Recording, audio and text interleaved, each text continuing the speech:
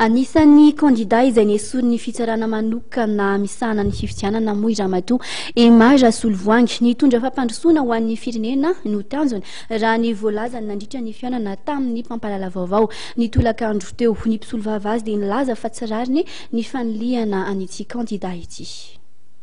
Tsaradrara ny faniliana ny kandida Ema Rasolovoangy raha ny voalazan'ny mpisolo vavazy Rarsandro Hubert nandritra ny fihaonana tamin'ny mpampalala vaovao izay notanterana ny tolakandro teo. Heverinay zany ao anatin'ny fiarovana satria ny tendanay moa zany no avoka miaro ny tombotsoan'ny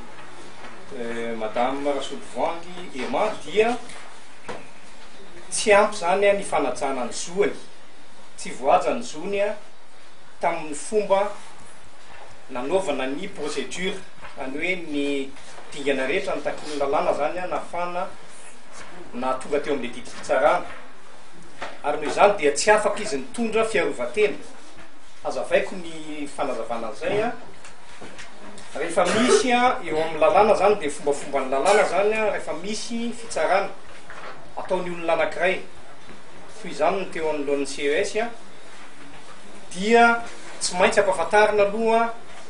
an'ilay olona zany izay anaovana fanakianana manoloana fitsarana zany ireny fanakianana zany hoe le requête sy ny dossier ray manontolo.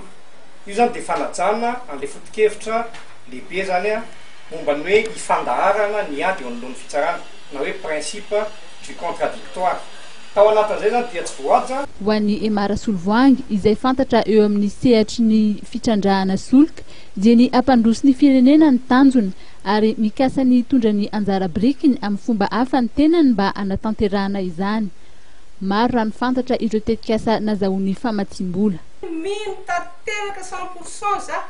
raha mpitondra marina sy mahay mitondra ny eo avy tsika Madagasikara vaovao amin'io 4e république io dia zay miadivantsika dia miangavy anareo za iara-iady amin'izany tsika tsy le toerana mamay fa le ahafahantsika mampandroso n'ity firenena ity satria betsaka le atoy isan-karazany azotsika hoentina zany amin'ny fampandrosoana. Za afaka miteny hoe tena misy ny efa hita amin'izao ary tsisy afaka manakina n'ity teneniko ity afazo tsapahitany misy tena 50 milliards de baril amin'ny pétrole eto amintsika tompoko efa hita io tsy ampafiriny io mety 10% mbola betsaka ny any amin'ny ranomasina any. Tokony irosona raha ny voalaza ny famonoana valala, ny asa tao amin'ny sehatry ny angovo, ny lalana, ny fambolena, ny fanona ny ala sarobidy na ny reforestation ary ny resaka fanabeazana sy fahasalamana. Miantso ny malagasy ay hibanjina ny hoavin'ny taranaka ary miangavy ny tompon'andraikitra mba ahatsapa ny adidiny amin'ny firenena hitondra ny vahoaka malagasy amin'ny Madagasikara vaovao ny tenany.